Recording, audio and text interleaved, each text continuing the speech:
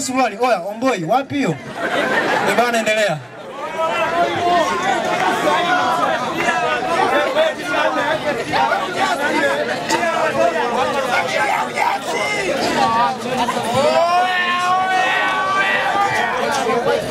Habari za jioni mabibi na mabwana.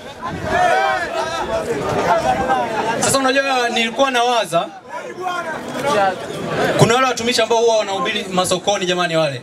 Mkiwaona siku mwe mnawapata sadaka jamani. Wao wanapitia wakati mgumu. Unajua kuna mambo haya yanaingiliana. Unakuta kwamba anahubiri vizuri tu. Amekuja vizuri. Bwana Yesu asifiwe. Jioni ya leo tutaenda kusoma kitabu cha Mathayo sura ya 7 mstari wa 7. Neno la Mungu linasema tunasajili laini mitandao yote. Hadi unaweza kujiuliza, unajua umetulia, unasema usikilize.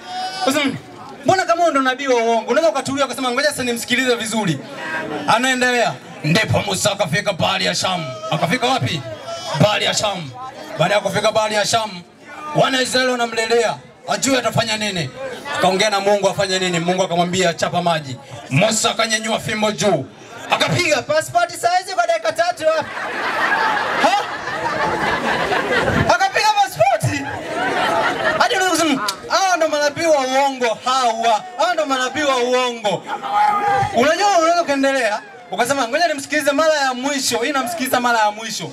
Unaendelea unasema ngoja nimsikilize mara ya mwisho. Ndipo Yuda baada ya kujua amemsaliti Bwana Yesu akaamua kujinyonga. Je, mpendwa, unaweza kuniambia ni kitu gani kilimuua Yuda? Sumu ya panya ameenda kongoni virabati utiti. Unasema zamani mimi sikuwepo lakini hakutumia sumu ya panya jamani. Unasema sasa nitulie. Hii mara ya mwisho kabisa.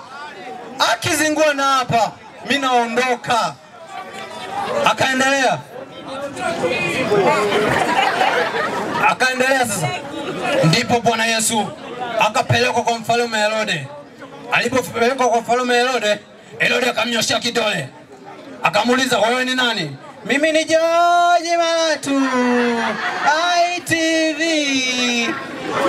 Hadi unasema sasa hawa ndo manabii wa uongo hawa.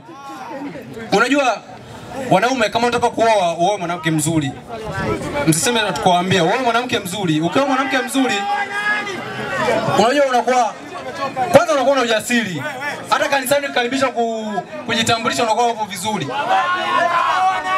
Kwa sababu ukioa mbaya, ukikaribishwa kujitambulisha, unaweza ukaanza kujitambulisha vizuri. Kwa jina naitwa Barnabas, na huyu ni mzazi mwenzangu. Unajua hata kwenye harusi utajua tu kwamba umeoa mzuri au mbaya. Utaona tu nyimbo ambazo anakupigia DJ. Kama umeoa mbaya, kama umeoa mzuri, utashangaa mdada anakupigia sweetie sweetie haikuwa rahisi. Unajua hapo umeoa mzuri. Lakini kama umeoa mbaya, kwanza unaweza kulazimishwa. Huyo ni chaguo lako. Unalazimishwa kwamba huyo ni chaguo lako. Na siku moja nikawa nawaza kwamba unajua watu hawasikilizaji mahubiri kwa sababu wachungaji wanakuwa kama wanafokea kwamba kwa jina la Yesu jioni ya leo. Nikawa nawaza kwamba mahubiri yangekuwa wanahubiri kwa njia ya kulapu. Unajua watu wote wangekuwa wanasikiliza maneno. Kama mchungaji anakuja nikisema Bwana Yesu asifiwe, unaitikia amina. Bwana Yesu asifiwe. Amina. Bwana Yesu asifiwe. Nadhani tunakumbuka wiki iliyopita tulimsoma Luka kabla hajaandika habari za Yesu kushuka, lakini jioni leo tutamsoma Zakayo. Nikisema Bwana Yesu asifiwe.